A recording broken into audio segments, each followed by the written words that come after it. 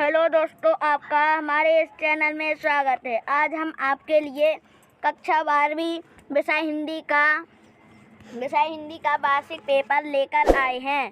इसका पूर्णांक 80, समय 3 घंटा, ऊपर कोड और निर्देश। अब नीचे सही विकल्प का चयन करके लिखना है। पतंग कविता इनमें से किसके लिए प्रसिद्ध है? सही विकल्प का चयन कर लिखिए। पतंग कविता इनमें से किसके लिए प्रसिद्ध है? तो किसके लिए प्रसिद्ध है? बिंब विधान के लिए। बिंब विधान के लिए। अब कौन सा रस सहृदय के हृदय में उत्साह का संचार करता है? तो कौन सा रस? वीर। अब बाजार दर्शन पाठ का केंद्रीय भाव है, तो इसका केंद्रीय भाव क्या है? बाजारवाद। अब वह अच्छा खेला परंतु हार गया, ये वाक्य एक है। ये क्या है? संयुक्त वाक्य। संयुक्त वाक्य। अब अतीत में दबे पांव पाठ के आधार पर कोठार किसके काम आता होगा? तो अतीत में दबे पांव पाठ के आधार पर कोठार किसके काम आता होगा? तो अनाज जमा करने के लिए। अब इनमें से कौन सा पत्रकार का प्रकार नहीं है? तो संवाददाता। अब यहाँ पे रिक्त स्थान में सही शब्द का चयन करके लिखना है। तुमने खालिस्तान को सहूलियत से बरतना कभी नहीं सीखा। तो क्या खालिस्तान में क्या भरेगी? भाषा। तुमने भाषा को सहूलियत से बरतना कभी नहीं सीखा। श्रृंगार काल का अन्य नाम खालिस्तान है, तो क्या है? रीतिकाल। अब काव्य में बिंब को खालिस्तान माना जाता है, तो क्या? तो यहाँ पे शब्द चित्र। और बाजार में एक खालिस्तान है, तो क्या है? जादू। अब जब एक ही शब्द की पुनरावृत्ति होती है तो उसे खालिस्तान शब्द युग्म में कहते हैं। तो उसको क्या कहते हैं? पुनरुक्त शब्द युग्म। अब आप लोगों की देखा देखी सेक्शन में कि घड़ी भी खालिस्तान हो गई है, तो इसका उत्तर क्या है? तो इसका उत्तर है तो आप लोगों की देखा देखी से सेक्शन घड़ी भी क्या हो गई है?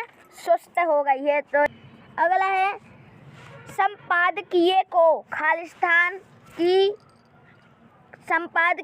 खालिस्तान की आवाज़ माना जाता है, तो इसका उत्तर क्या है? इसका उत्तर है अखबार। अब यहाँ पे है सही जोड़ियाँ, तो सही जोड़ियाँ को हमें मिलाना है। तो स्तंभ आ को स्तंभ बा से। तो कविता के बहाने, जिसको हम किससे मिलाएंगे? तो इसका है जा, कुंवर नारायण। इसका मिला देंगे जा से। अब महाकाव्य, तो इसका हम किससे मिलाएंगे? घा कामायनी से। अब अगर है भक्तिन कौन है? तो महादेवी वर्मा। अब अर्थ के आधार पर वाक्य के कितने प्रकार हैं? तो इसका उत्तर 8 हैं। और जूझ, तो डॉक्टर आनंद यादव। अब विशेष रिपोर्ट का प्रकार क्या है? बैकग्राउंडर। तो ये हमारी सही जोड़ियाँ मिल गई। आप इनको देख लीजिए और अपनी कॉपी पर नोट कर लीजिए। चलो तो अब हम चौथा प्रश्न पढ़ते हैं। तुम निम्नलिखित प्रश्नों के उत्तर एक वाक्य में उत्तर दीजिए। एक वाक्य में बताना है। राम की शक्ति पूजा कविता के रचनाकार कौन है? तो इस कविता के रचनाकार कौन है? सूर्यकांत त्रिपाठी निराला। तो इसके रचनाकार सूर्यकांत त्रिपाठी निराला।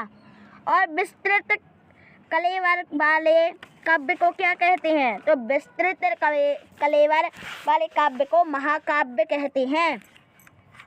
एक अंकी में कितने अंक होते हैं? तो एक अंकी में 1 अंक होता है।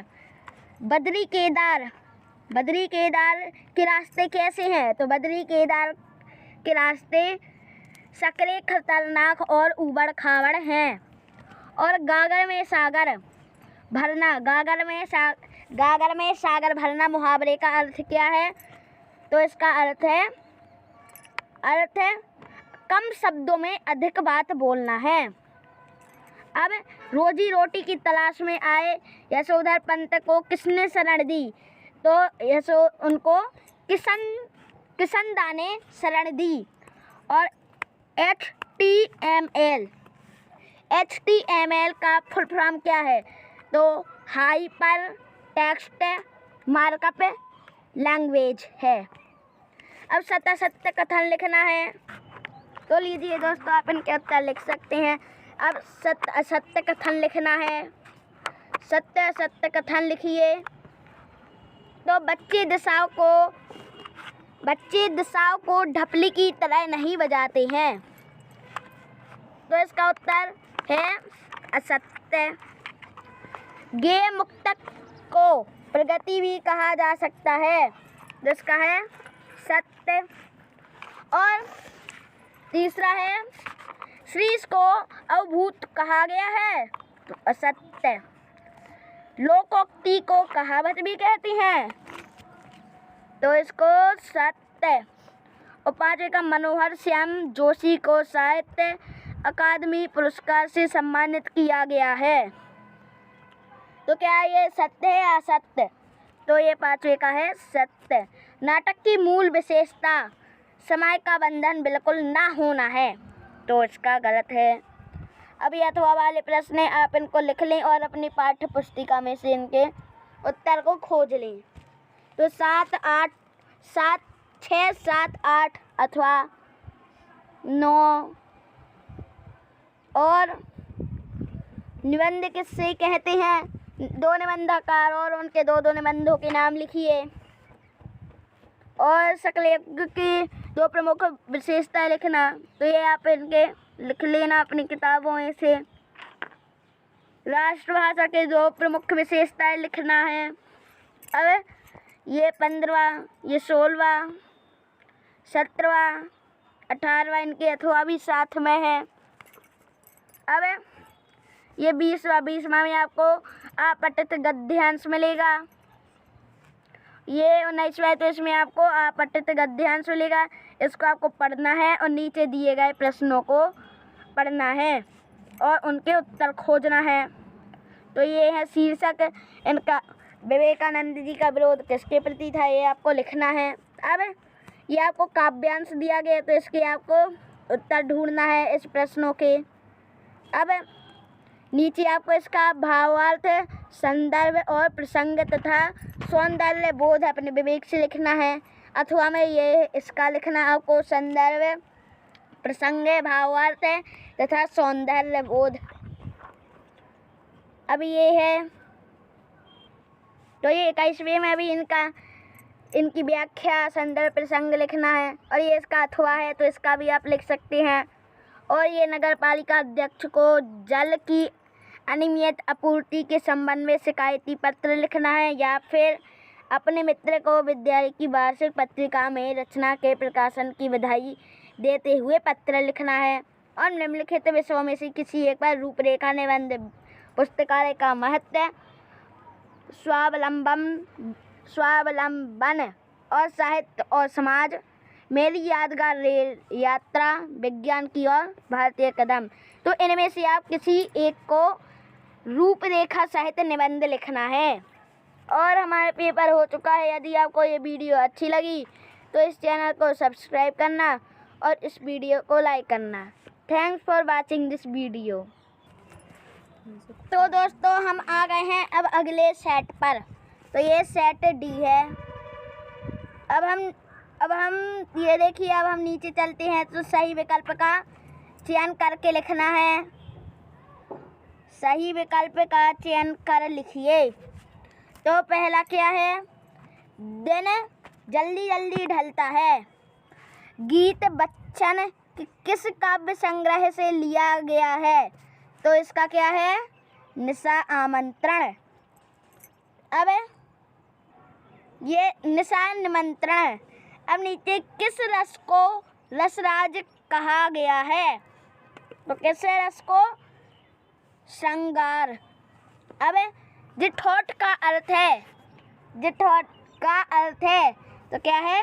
जेठ का पुत्र, जिठौठ। अब अंगार उगलना, अंगार उगलना का अर्थ क्या है?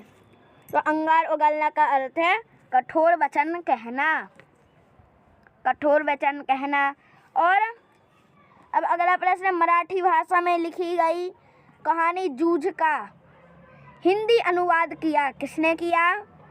तो इसका उत्तर है केशव प्रथम वीर ने। अब भारत का पहला छापा खाना खुला कब? तो इसका खुला है 1556 में। अब नीचे रिक्त स्थान में सही शब्द का चयन कर लिखिए। तो ये आपको लिखना है, तो हम आपको बताते हैं इनके उत्तर। चलो, तो कविता के पंख लगा उड़ने के माने खालिस्तान क्या जाने।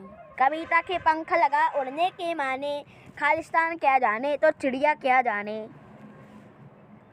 भक्ति काल को हिंदी पद्य साहित्य का खालिस्तान माना जाता है, तो स्वर्ण युग। और काव्य की आत्मा खालिस्तान को कहा जाता है, तो किसे? रस को। और मेरा आंचल उपन्यास के लेखक कौन है? तो इसका उत्तर है, इसका है फणीश्वरनाथ रेणु। अब खालिस्तान वाक्यों में किसी बात को साधारण रूप से कहा जाता है, तो किनमें? विधिवाचक। अब यशोधर बाबू मूल रूप से खालिस्तान के रहने वाले थे, तो कहाँ के थे? कुमाऊं। और संपादक के नाम पत्र स्तंभ खालिस्तान को प्रतिबिंबित करता है, तो किसे? जनमत। अब सही जोड़ियां बनाकर लिखिए। स्तंभ आ को स्तंभ बा से। तो ये हमारी सही जोड़ियां हैं, ये हमारी सही जोड़ियां हैं। तो अब सही जोड़ी, बादल राग, बादल राग को किससे मिलाएंगे? तो बादल राग कैसा है? निराला, तो इसके हम मिलाएंगे निराला से। अब वर्ण के बोलने में लगा समय, तो वर्ण के बोलने में लगा समय है मात्रा, तो इसमें मात्रा। अब पहलवान की ढोलक, पहलवान की ढोलक किसने बनाया था? फणीश्वरनाथ रेणु। और अगला है प्रश्नबोधक निपात शब्द, तो इसमें क्या कब, इसका हम मिलाएंगे क्या कब से। और अतीत में दबे पाँव, अतीत में दबे पाँव, तो इसका हम मिलाएंगे ओम थानवी से। और प्ले विद द बर्ड, तो इसका हम मिलाएंगे WHR डेन से, ऊपर, इसका हम सबसे ऊपर से मिला देंगे। तो ये आपकी जोड़ियाँ हो गई, तो ये आपकी क्या हो गई? जोड़ियाँ। तो आप इनको, इन सभी को आप लिख लें। तो लीजिए, आप इन सभी को लिख लीजिए, आपकी जोड़ियाँ हो गई। अब नीचे निम्नलिखित प्रश्नों के उत्तर एक वाक्य में लिखिए। तो पहला प्रश्न क्या है? बिलप्पव का वीर किसे कहा गया है? तो बिलप्पव का वीर बादल को कहा गया है। किसे कहा गया है? बादल को। अब अगला प्रश्न क्या है? जहाँ उपमेय को उपमान से श्रेष्ठ बताया जाए वहाँ कौन सा अलंकार होता है? तो वहाँ पर व्यतिरेक अलंकार होता है। कौन सा अलंकार? व्यतिरेक। तो ये अलंकार होता है व्यतिरेक। अब अगला प्रश्न क्या है? हिंदी गद्य का जनक किसे माना जाता है? तो भारतेंदु हरिश्चंद्र को माना जाता है हिंदी गद्य का जनक। भारत का संविधान निर्माता किसे कहा जाता है? तो उनको कहा जाता है भीमराव अंबेडकर, डॉक्टर भीमराव अंबेडकर। और पुनरुक्त शब्द योग में की 2 उदाहरण लिखिए। तो उनके 2 उदाहरण हैं डाल डाल पात पात। तो आप कोई अन्य भी ले सकते हैं। अब मैं अंजो डरो नगर कितने हजार साल पुराना है? तो 5,000 साल पुराना है। 5,000 साल पुराना है। अब कौन सा स्तंभ जनमत को प्रतिबिंबित करता है? तो कौन सा? चौथा।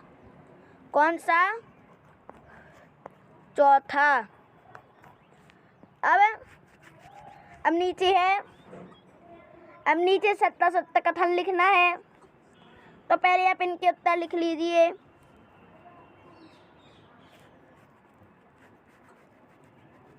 तो सत्य कथन लिखिए। सत्य पहला प्रश्न क्या है? कविता सृजन के लिए शब्द रूपी बीज को कल्पना की खाद की आवश्यकता नहीं होती। असत्य।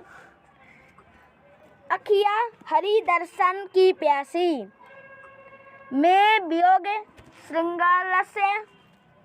तो दूसरे का सत्य। और कृदन का अर्थ प्रसन्न होना है। तो गलत। गुरुत्वाकर्षण का तकनीकी शब्द है। तो इसका सही।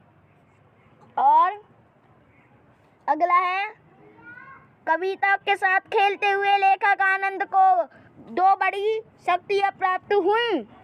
हाँ, उल्टा पिरामिड शैली को 2 भागों में बांटा गया। तो असत्य। तभी आ गए हैं अथवा वाले प्रश्न। तो इनको आप लिख लें। तो हम आपको ये प्रश्न बता रहे हैं, ये अपनी पाठ्य पुस्तिका में से आप ढूंढ ले। तो ये लीजिए, ये आपके प्रश्न हैं 11वां 12वां 14वां 13वां 14वां 15वां 16वां 17वां 18वां 19वां और ये 20वां अथवा है ये 20वां और ये 21वां उसका अथवा और ये 22वां और ये 23वां। तो इसमें आपको निबंध लिखना है। इसमें आपको रूपरेखा के आधार पर कोई भी निबंध लिखना है। और यदि आपको ये वीडियो अच्छी लगी तो इस चैनल को सब्सक्राइब करना और इस वीडियो को लाइक करना। Thanks for watching this video.